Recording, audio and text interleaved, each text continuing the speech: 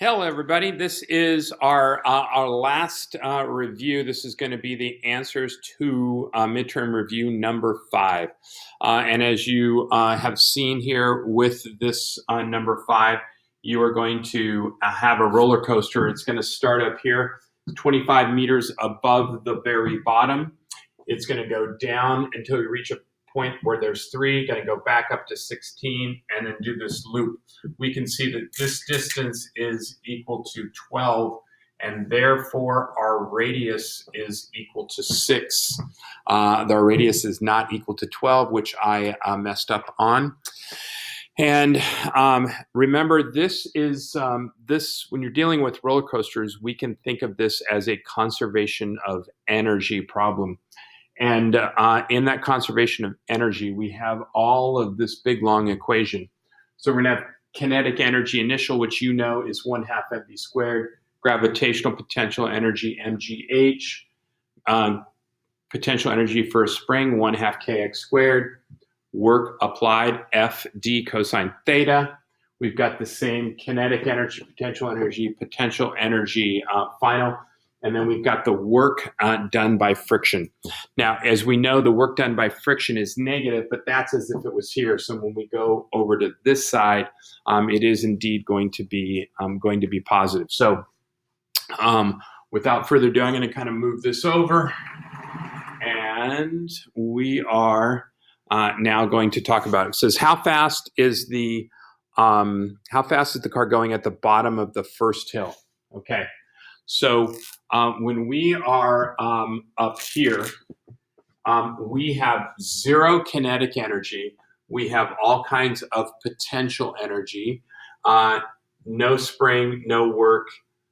A big amount of kinetic energy here. Gravitational potential energy, no spring, no friction to begin with. Okay. So we are going to say mg H initial, gravitational potential energy. That's all we have. That's all we have to begin with. All right, so then that's going to equal to 1/2 mv final squared plus mgh final. And we are going to be looking for that final velocity. And I'm not going to put in numbers here. We're going to develop an equation so that you can quickly figure out what the velocity is at any point. All right. So we're going to say mghi minus mgh final. That's equal to 1/2 mv squared. By moving this over there, we can now say mg times hi minus h final. And that is equal to 1/2 mv squared. So if we want to figure out what the velocity is, we can see that the masses will cancel out. Then we can put up this 2g times hi minus hf. And that's going to equal to v final squared. So if we take a square root of that, then we're going to get our velocity. Okay, so we are going to say 2 times 9.8, and this is going to be 25 minus 3, because we started out at 25 and we ended up at 3, and 25 minus 3 is 22, so we can say the square root of 2 times 9.8 times 22 is equal, and the answer is 20.8, 20.76. So 20.8 meters per second. All right.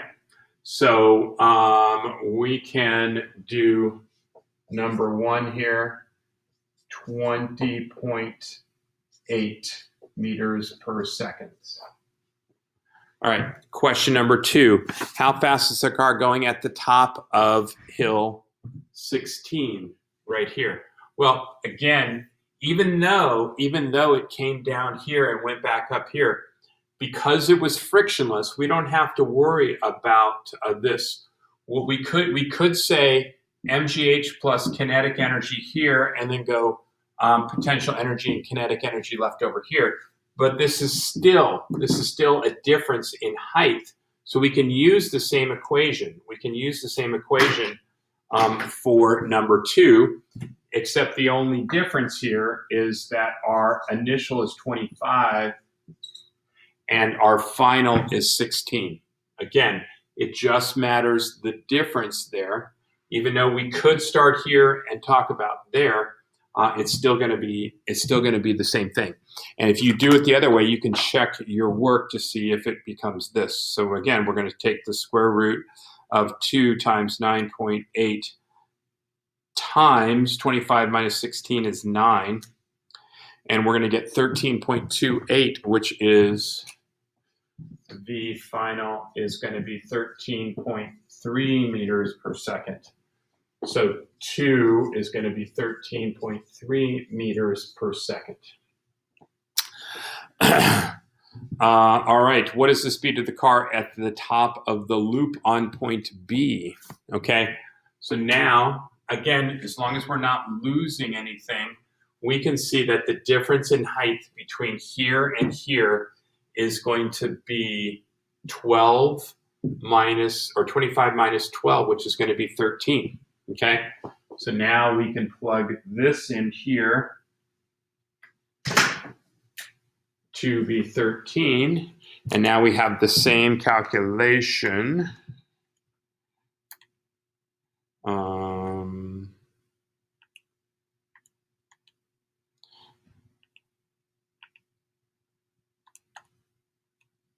And we're going to get 15.96, and we'll call that 16. So the answer is 16 meters per second.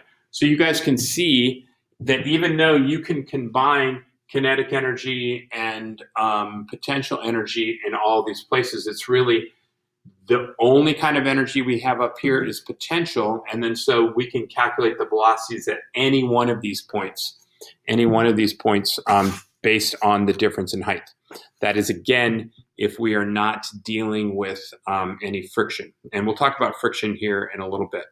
Now, question number 5, or 4 rather, what is the centripetal force at the top of the loop? Centripetal force, you will remember, is centripetal force is equal to mv squared over r. mv squared over r. So we're going to have 222 times 16 squared divided by our radius, which is just going to be 6. So and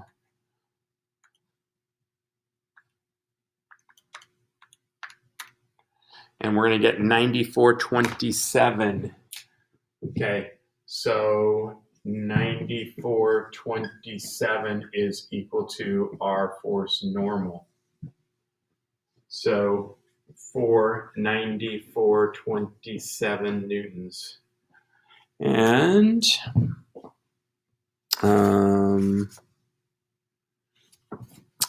if we now look at question number 5, and what, sorry, that was not the normal force, that was the centripetal force. So the centripetal force is there. So now, as we are coming around, right, we want to know what the normal force is. So now we've got 2 things. We've got 2 things that are coming down. We're going to have mg and we're going to have force normal.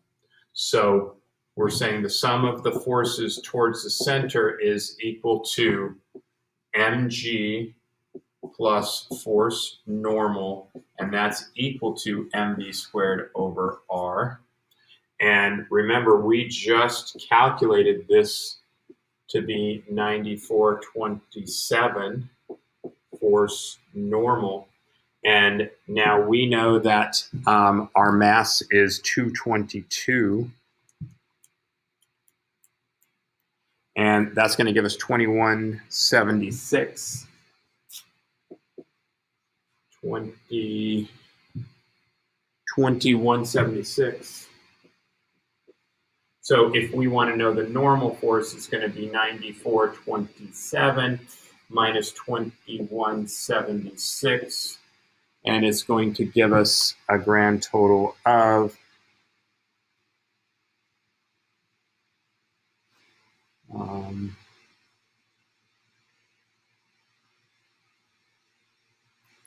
sorry, 94.27 minus 2176, 7251.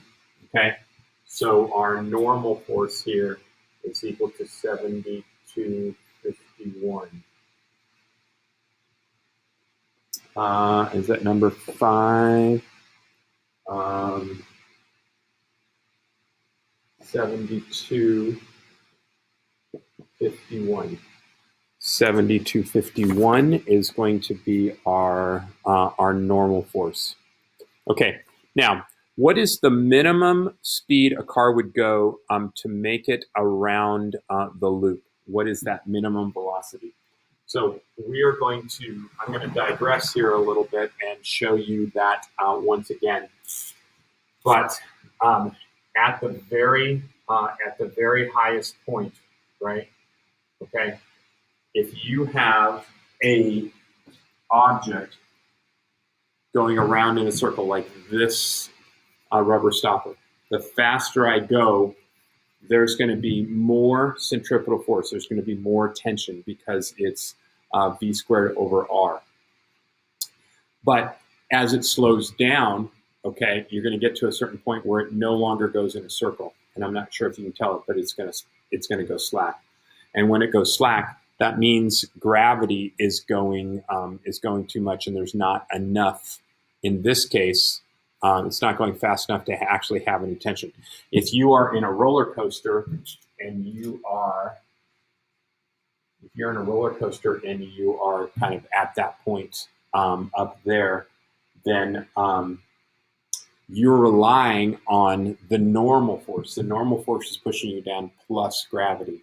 Well, as you go slower and slower, the normal force becomes less and less until there's no normal force, and you'd feel yourself kind of losing contact with the seat.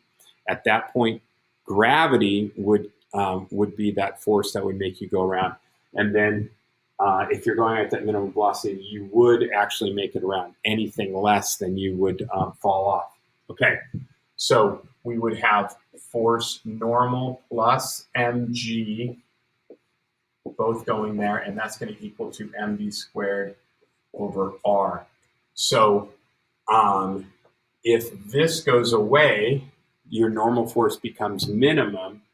The m's cancel out, and you're going to get your minimum velocity is equal to the square root of gr. Okay, and so now what we can do is take the square root of 9.8 times 6, our radius of 6, and that's going to give us that minimum velocity. So 9.8 times 6, and we're going to take the square root of that, and we're going to get 7.68. 7.67. Okay, so this velocity is going to equal to 7.67 meters per second, and that is number 6. Ugh. So going back here, number 6 is 7.67 meters per second. All right. By the way, okay, if you are going over the top of a hill, let's say in a car, okay, now your normal force is going up and your mg is going down. As you know, if you go too fast over a hill, then you are going to make a little jump. So it's essentially to get the maximum velocity. It's still going to be that same square root of gr, but it depends on whether you're going on the inside or the outside. So if you're on the inside of a loop, then that minimum velocity is square root of gr. And if you're going over the top of a loop, then that is going to be the maximum velocity, which is also the square root of gr. Okay, now number 7. If the car is going 15 meters per second at the bottom, what percent of the energy is lost to friction? Okay, that is where we're really going to be dealing with all of the different forces up there. Okay, so I'm going to get rid of this. And, all right, so we are talking about the very bottom, okay? So if we are down here, okay, that means in the beginning, okay, we're going to have mgh, okay, and that's all we're going to have. And then at the very bottom, we're going to have 1/2 mv final squared would be our velocity down here. And then we would have the work done by friction. So if without work, this can be figured out. This can be figured out by going back to this equation here, which would be, okay, the square root of 2 times 9.8 times 25, which would be our whole height, which would be 22.13, okay? So if we put in 1/2 of 222 times 21.3, 22.14, and we square that, that would be equal to the amount of energy that we would have there, okay? So 222 times 9.8 times 25, that's 54,390. 54,390 joules. That's how much total energy that we start with up here. So without any friction, when we got to the bottom, we would say 1/2 of 222 times 22.14 squared, and we would get 54,390 because energy is not created nor destroyed. There's still the same amount of energy. It's just how we get it changed. Now, here's the issue that with this question saying we're not going that fast, we're only going 15. So the rest of the energy is going to be taken up by friction, okay? So now we're going to say 1/2 times 222 times 15 squared, and now we're at 24,975. So 24,975 plus the work of friction, 54,390. Okay, so now we want to know how much work was done by friction. So we're going to subtract, and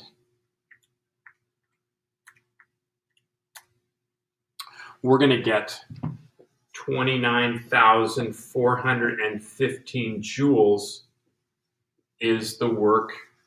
would have been the work done by friction. So it should be going a lot faster than the 22 or whatever we said it was. But we ended up losing this much. So if we want to know the percentage lost, we're going to go part divided by whole times 100. So we can say 29,415 divided by 54,390 times 100.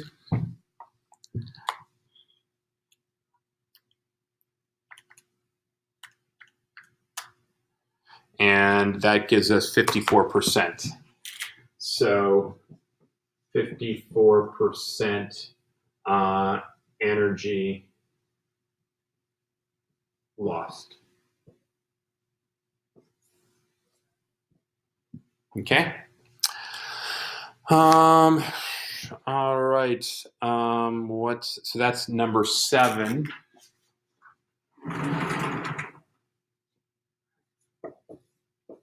%, lost.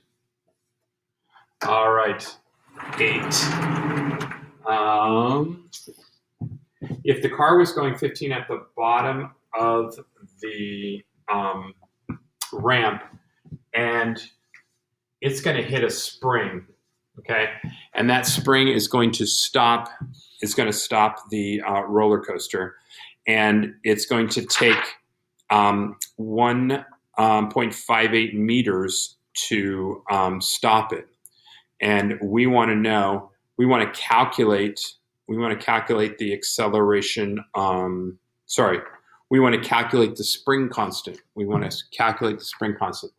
Now, we remember that our total energy, okay, our total energy right there was 54,390, right? And as it moves in here, it's going to change. It's going to change from kinetic to potential, etc. And at the very end, all of that 54,390 is now going to get turned into the potential energy of a spring, because that spring is going to absorb all of that energy. Okay, so we can set this. The work done by a spring is going to be 1/2 K x final squared minus x initial squared. Okay, so that's just going to be the difference. Remember, on this side, it would have started out with 0 compression. And this side, when we bring it to this side, it would have a change, which would be final minus initial. Okay, so we know that this is going to equal, we're only going 15, right? We're only going 15 meters per second, which means our total energy would have been 24,975. 24,975. This 29,000 would have been lost. It would have been lost to friction. Okay, so we're assuming this is how much we have. Now we're going to have 1/2 times K, and the spring is going to compress by 1.58 squared minus 0 squared. So this part's going to go away. 24,975 times 2 divided by 1.58 squared. And that's going to give us our K value. And let's see what that is. 2 times 24,975 divided by 1.58 squared is equal to 20,008. Okay, so we're just going to call that 20,000 newtons per meter. That is going to be what our K value is. K is equal to 20,000 newtons per meter. All right, you guys, we're getting there. Okay, so number 9. The car was going 15 at the bottom, hits the spring, compresses by 1.58. Calculate the acceleration on the car. And so now we're really going back to these kinematic equations. So the spring is going to cause the spring is going to cause the acceleration, okay? But we can therefore say our initial velocity is 15, our final velocity is 0, and our displacement is going to be 1.58.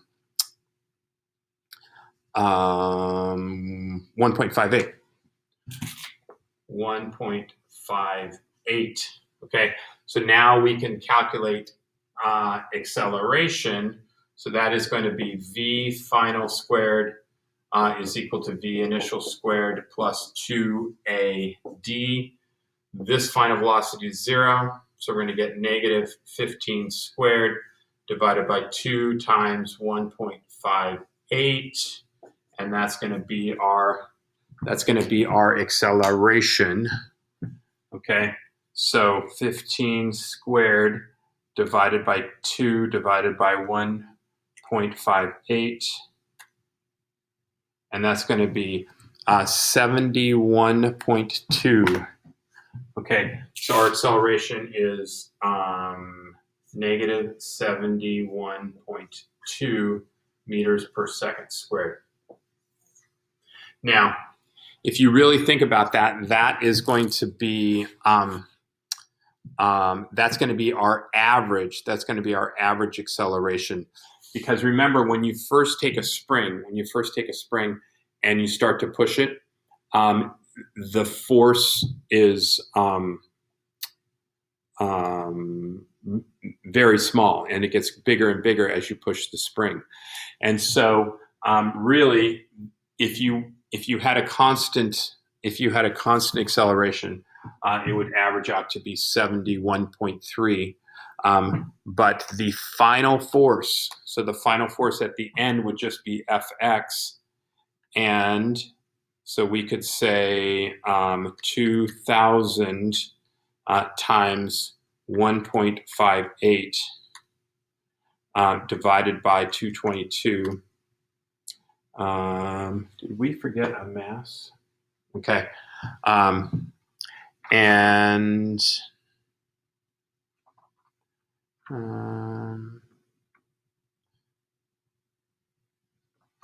So our acceleration. So that answer there is going to be negative 71.2. That would actually be the average acceleration. Okay, so negative 71.2. Negative 71.2 meters per second squared is equal to our acceleration. Okay, almost there, guys. All right. The car's going 15 at the bottom. It hits the spring 1.5. How long does it take to stop? How long does it take to stop? So we're going to go back. We're going to go back to this one right here. And now we're going to calculate the time. So again, we're going back to the kinematic equations. And this time we want time. Okay, so we can say V final is equal to V initial plus AT. So we started out at, we ended up at 0. We started out at 15, and we had 71.2 meters per second squared. And that would have been negative 15 divided by negative 71.2 would give us our time. And that would be, okay, 15 divided by 71.2 would be 0.21 seconds.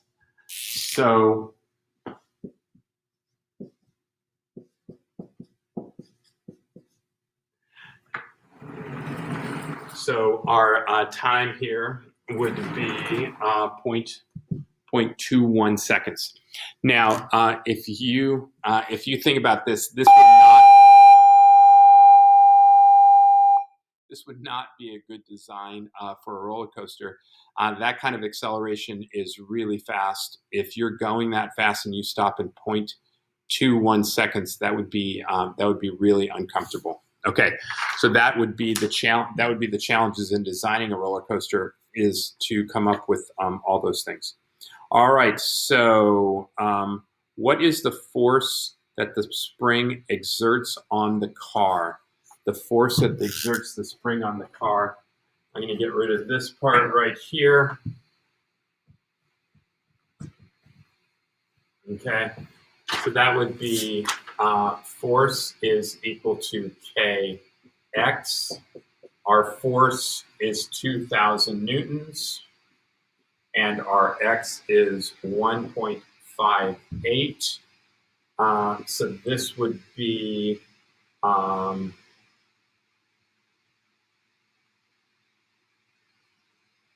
31.6.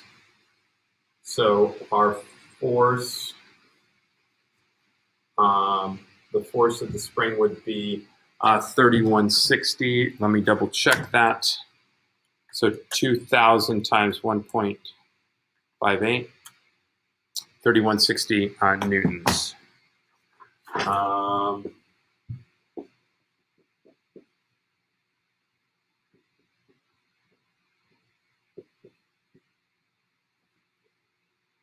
Okay, number 12. What are the units for a spring force? That's just going to be newtons per meter. And it says without friction, what is the minimum height above point B the roller coaster would have to start in order to make it around a loop? Okay, so this one, we're going to need a little more room here. Okay, but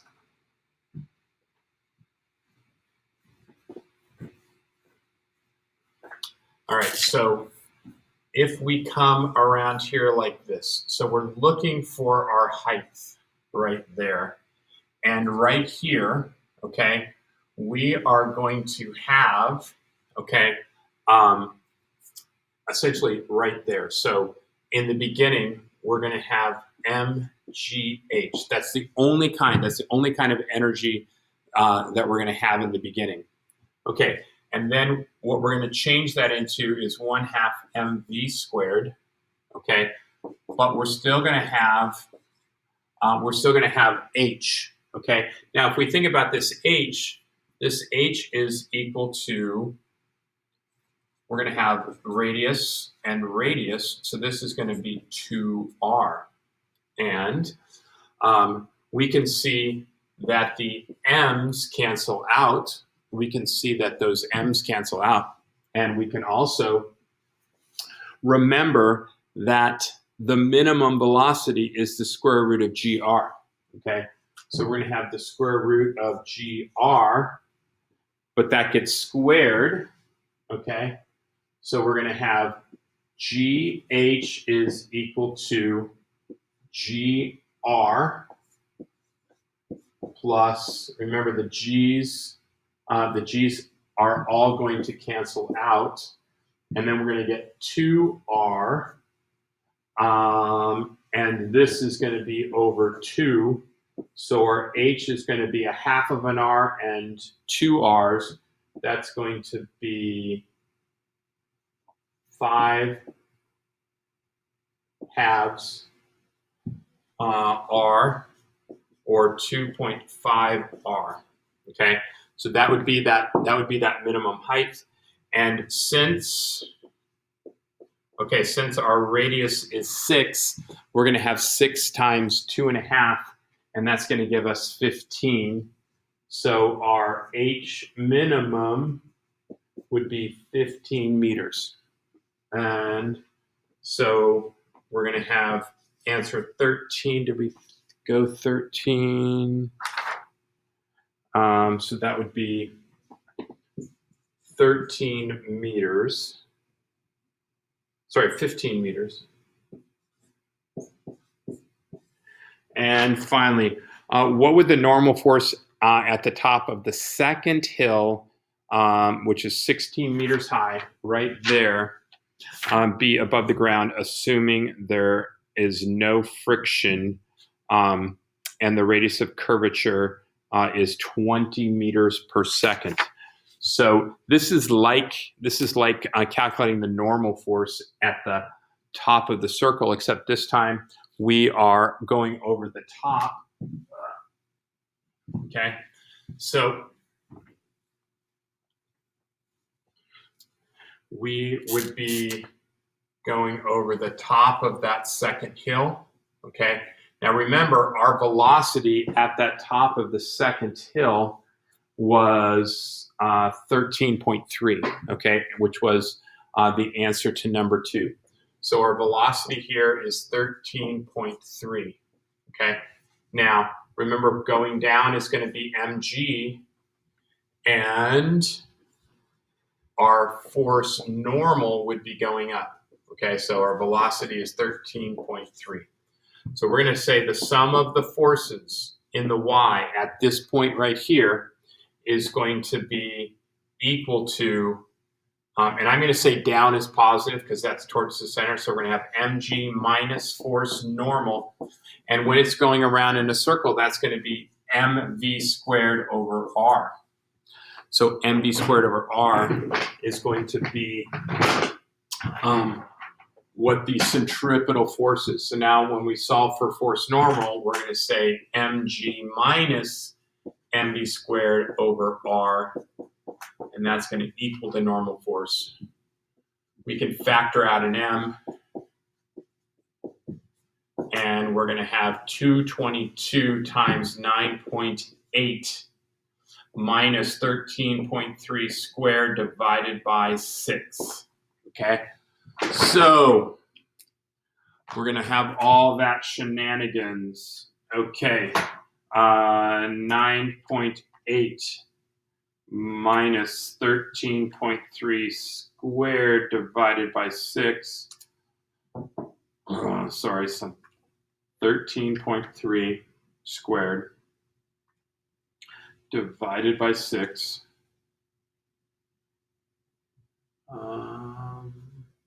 Oh, sorry. This radius of curvature is not 6. It is 20. Okay. I was thinking we were in the loop. Okay.